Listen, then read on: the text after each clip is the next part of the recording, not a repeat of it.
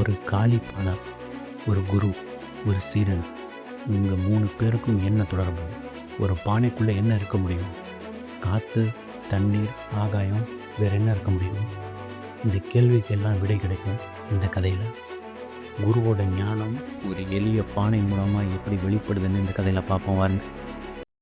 ஆசிரமம் ஒன்றில் குருவும் இளைஞரான ஒரு சீடரும் அமர்ந்திருந்தனர். வந்தவர்கள் அனைவரும் குருவை மட்டுமே வணங்கினர். இவரும் என்னைப் போல ஒரு மனிதர் தானே, இவர் படித்த பல புத்தகங்களை நானும் படித்திருக்கின்றேன். ஆனால் மக்கள் அவரை மட்டும் வணங்குகின்றார்கள், என்னை கவனிப்பதே இல்லை என சீடன் தீவிரமாக யோசித்தான். அவனுடைய யோசனை குரு புரிந்து கொண்டார். உடனே அவனிடம் உள்ளே போய் ஒரு காலி பானையை கொண்டு வா என்றார். சீடன் ஓடிப்போய் ஒரு பானையில் இருந்த தண்ணீரை கீழே கொட்டிவிட்டு காலியாக இருந்த பானையை கொண்டு வந்தான். நான் காலி பானை தானே கேட்டேன் என்றார் குரு. இது காலியாகத்தானே இருக்கிறது.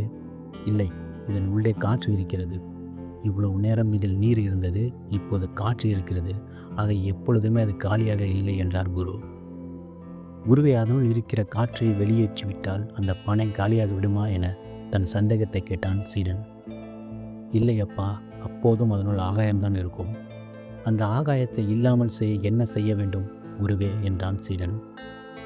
முன்பு போல் பானையில் நீரை நிரப்பிவிடு என்றார் குரு. அப்பொழுதுதான் சீடனுக்கு புரிந்தது. அவருடைய சிந்தனை வித்தியாசமாக உயர்வாக இருப்பதால் தான் அனைவரும் அவரை வணங்குகின்றார்கள் என தெரிந்து அடக்கமாக நடந்து கொள்ள ஆரம்பித்தான். எப்படி இருந்துச்சு இந்த கதை? ஒரு பானை, ஒரு குரு, ஒரு சீடன், இவ்வளோதான். ஆனால் அதுக்குள்ளே எவ்வளோ விஷயங்கள் ஒழிஞ்சிருக்குன்னு பார்த்தீங்களா? நாமளும் பல நேரங்களில் மேலோட்டமாக பார்த்துட்டு உள்ளே இருக்கிற ஆழத்தை மறந்துடுறோம். யாரையும் உடனே எடை போடாமல் அவங்களுடைய சிந்தனைக்கும் அனுபவத்துக்கும் மரியாதை கொடுக்கணும். இந்த சின்ன கதை அதைத்தான் நமக்கு சொல்லுது.